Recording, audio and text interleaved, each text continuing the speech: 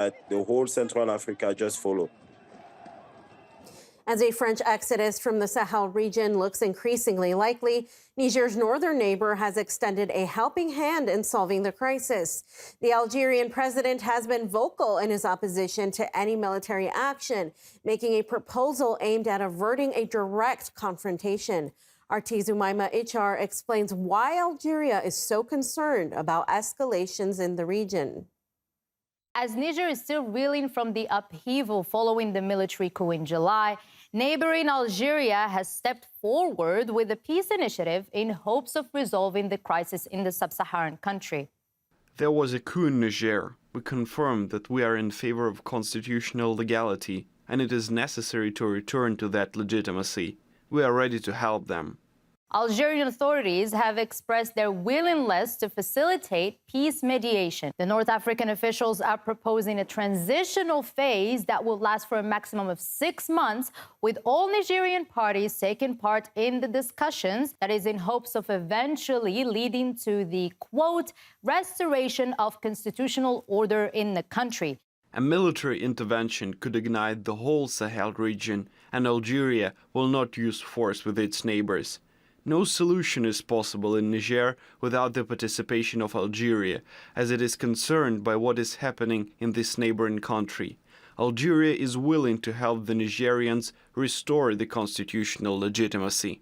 In the context of such conflicts, the notion of foreign military intervention is all too familiar, and Algerian authorities have made it clear that they oppose any foreign meddling in Niger. Given their first-hand understanding of the ramifications of such a move, the Maghreb nation speaks from a position of experience. I personally, and many in Algeria, do not see any example of military intervention in cases like this that has succeeded. And we have in our neighborhood the example of Libya that has proven catastrophic for the whole region, and we are paying the price. Those who conducted the foreign intervention have left the country, and they left us with this tragedy, with this crisis in our hands.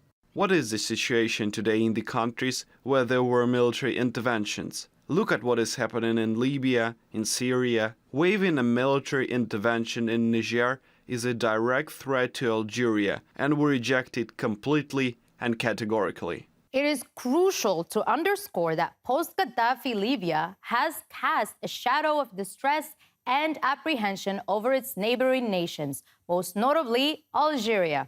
The 2011 NATO intervention in Libya resulted in nothing but turmoil and chaos in the region as a whole, with the countries responsible for the interference leaving Libya and its neighboring states to grapple with the dire aftermath on their own. The fall of Gaddafi in 2011 created an open arms market in Libya, but it is no longer the sole source of arms suppliers for armed groups operating in the Sahel. The security vacuum in Libya allows traffickers, terrorists and non-state actors to exploit highly porous and unguarded borders. Drug, arms and human traffickers often employ the same routes and contexts, and they have found innovative new ways to finance military operations. Migration into Algeria has also risen as the Libyan civil war diverted migrants who were intending to either transit through or settle in Libya. But it is not just Libya bordering Algeria. Another example is the sub-Saharan country of Mali, whose political unrest has also troubled Algeria with terrorism threats. And now another potential threat of a similar scenario is coming from Niger, as Algeria maintains an extensive, nearly 1,000-kilometer border with Niger within a desert region that serves as a staging ground for Islamist militants and a passage for sub-Saharan African migrants. Given this reality, any recurrence of foreign military intervention would place the area under significant strain. Hence, it stands to reason that Algeria strongly opposes the notion of such intervention repeating, out of concern that these actions would only exacerbate and destabilize the already fragile region, as it has been proven before.